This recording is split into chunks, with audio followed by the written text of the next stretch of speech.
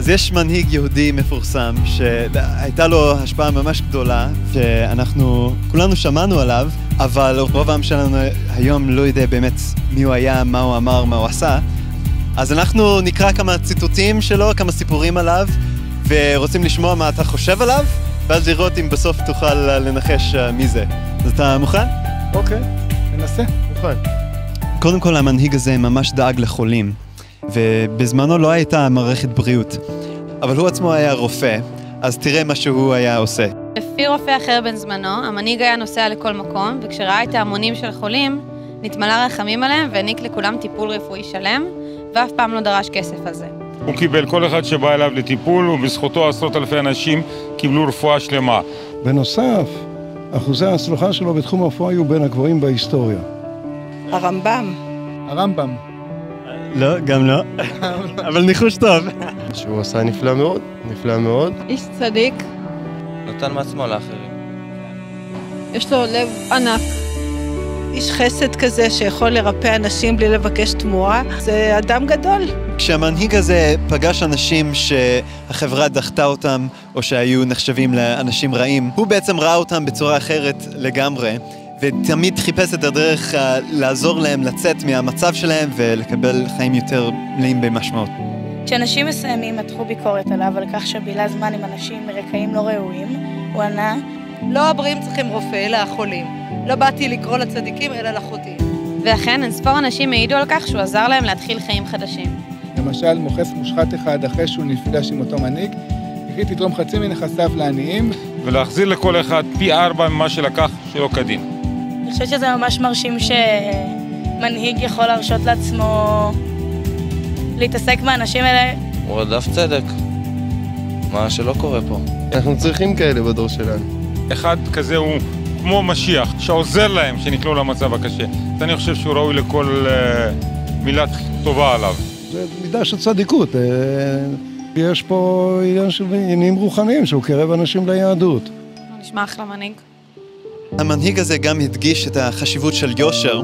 הוא הוכיח את המנהיגים הפוליטיים והדתיים של יומו על הצביעות והשחיתות שלהם. אוי לכם צבועים כי מתארים אתם את הכוס ואת הקערה מבחוץ.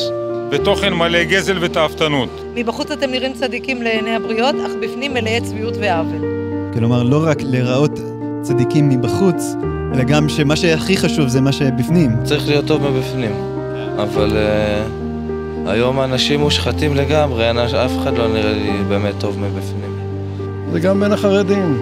המציאות של שנאת חינם לא תוקנה עדיין, ואנחנו ממשיכים לסבול מזה. כל אחד עם האגו שלו. את מי הוא מאשים פה? הוא מאשים ודאי את כל הצדדים. זה נשמע אקטואלי. זה ממשיך את מה שאני חושב לגבי האדם הגדול שמדובר עליו. מאוד מסקרן אותי לדעת מי האדם הזה היה. הייתה למנהיג הזה גם התפיסה של מנהיגות שונה לגמרי ממה שיש לרוב האנשים. הוא בעצם לימד שהדרך למעלה להיות מישהו גדול זה לא לדרוך על אחרים, אלא לעזור להם ולתמוך בהם. הנה ציטוט שלו. אתם יודעים שאלה הנחשבים למושלים בגויים רודים בהם, והגדולים שבהם שולטים בהם? אבל לא יהיה כך בעיניכם. להפך, מי שרוצה להיות גדול בכם, צריך להיות לכם למשרת.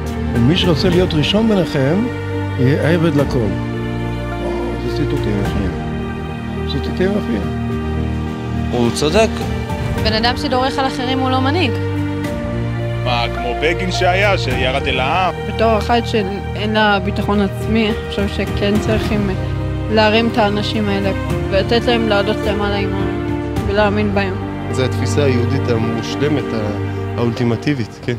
הוא לא רק דיבר על להיות מנהיג שמשרת, אלא הוא גם הדגים את זה בחייו. ביומו האורחים היו נכנסים לבית והרגליים שלהם היו מלוכלכות מכל האפר והאבק וכל זה. אז עבד היה רוחץ את הרגליים שלהם.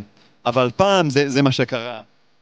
פעם המנהיג התארח בסעודת פסח, אך לפי אחד מהאורחים, בתחילת הסדר, המנהיג הפתיע את כולם כאשר הוא קם מן הסעודה, לקח מגבת וחגר את עצמו. יצק מים בקערה, והחל לרחוץ את רגלי האורחים ולנגבם במגבת שהיה חבור בה. זו תכונה חשובה במנהיגות, לא להיות מתנשא. אין לו קטע של גאוות יתר. ביטול עצמי, הכנעה, מה יש פה לדבר? כמו משה רבנו, שהיה עומד עליהם לשרת אותם. גם פה. בגלל מעשים כאלה בדיוק, הם היו מנהיגים גדולים, שמדברים עליהם גם אחר כך. לראות כזה אישיות גדולה עושה כזה דבר, לא זכיתי. אולי, מי יודע, במה שנשאר לי אולי. הלוואי והייתי מכירה את הבן אדם הזה, שיחיה כאן עכשיו. תשמע, זה נשמע דמות מאוד מאוד מעניינת, ואני מתחיל להסתכן יותר ויותר מי היה האיש הזה. שמעת כמה ציטוטים, סיפורים על אותו מנהיג? מה את חושבת עליו בסך הכל? יש לו לב זהב, ובאמת בן אדם נדיר. בסיכום שלי אני חושב שמדובר על אדם גדול. מבחינה רוחנית, אדם טהור. גם נדיב, גם צדיק, גם יורד לעם, גם מרפס את עצמו הכי נמוך שאפשר. זה תכונות עם הרבה חוכמה ועם הרבה שכל ישר. אני חושבת שייקח לבני אדם הרבה זמן של עבודה עצמית כדי להגיע לרמה כזאת. נשמע בן אדם טוב, הוא לא נשמע כל כך בן אדם. כאילו, קשה לי להאמין שהיה או שיש בן אדם אחד שהוא כל זה. ואם כן, כל הכבוד לו. זה פשוט תכונות אלוהיות שלרוב מייחסים עליהם אותם לאלוהים. אהבת ישראל שלו למעלה מן המשוער. אהבת ישראל של יהודי צדיק. של יהודי צדיק. עם הרבה הרבה הרבה אהבת ישראל ולב גדול. שזה נשמע יותר מדי בעיניי כמו המשיח. מי הבחור הזה, ואם הוא חי עכשיו? הרצה, באמת. מי זה יכול להיות? עכשיו מגיעים לשאלה הגדולה, מי אתן חושבות שזה? הייתי הולך על הרמב"ם. הרמב"ם? לא. יכול להיות מהטמה גנדי או משהו? זה לא סוקרטס. איש תנ"כי אולי. אני צריכה עוד ראשונה ואני אדע. אני לא יודעת. אין לי מושג על מי מדובר פה, אם זה דמות כזאת או כזאת, אין לי מושג. לא מכיר אף סיפור פה. נשמע לי כבר מוכר, על מי אתם פה יכולים לדבר. כי זה ציטוט שלדעתי, אם אני זוכר, הוא מהברית החדשה. אני חושבת שזה ישו. מי שזה היה זה ישוע, שרוב העם שלנו היום מכיר אותו כישו, אבל בעצם השם האמיתי שלו זה ישוע. האם כך דמיינת את ישוע? לא. כן. הגיוני, וואלה, באמת איך לא חשבתי על זה. באמת, אם הייתי חושב יותר לעומק, הייתי חושב עליו. לא מספרים עליו הרבה. פה. אבל מה שאתה כן רואה, טלוויזיה וסרטים ומסביב וכאלה. תארים אותו בתור בן אדם מושלם. אם יהושע היה כזה, אז הוא גם גדול מהחיים וזה בסדר גמור. אולי כדאי לבחון מחדש אם יש לנו את התפיסה שלא רוצים ללמוד שום דבר ממנו? בפירוש לא. בפירוש לא אין לנו שום דבר ללמוד מהתפיסה הזאת. זאת אומרת, זו התפיסה היהודית המושלמת, האולטימטיבית, כן. רגע, אתה אמרת לפני רגע שאתה תיתן לי... אתה אמרת לפני רגע שאתה תיתן לי לדבר.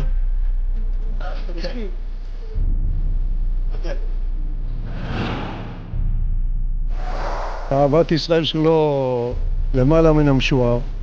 אהבת ישראל של יהודי צדיק. של יהודי צדיק.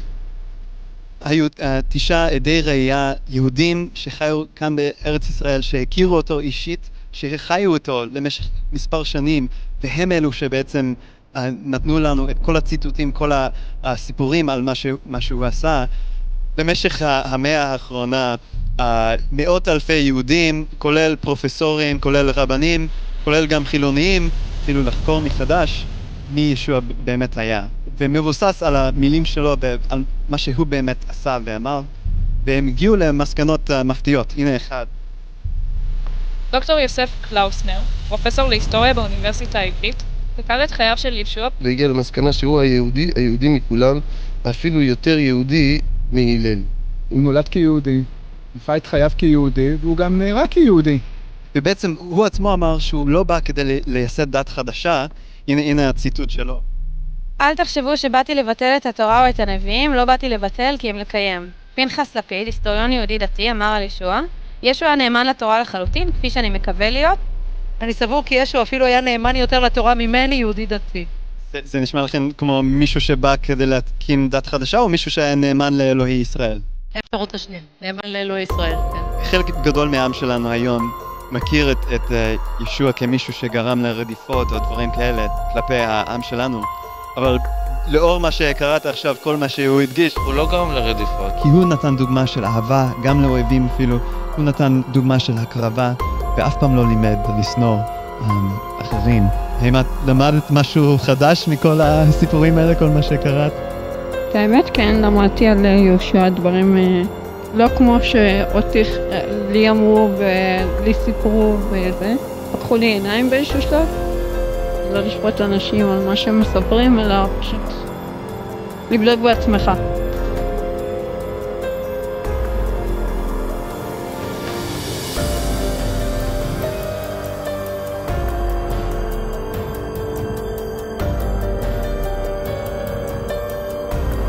את רוצה לשמוע על ההישג הכי גדול של ישוע? אז בעצם כדי להבין את זה צריכים לחזור לבראשית.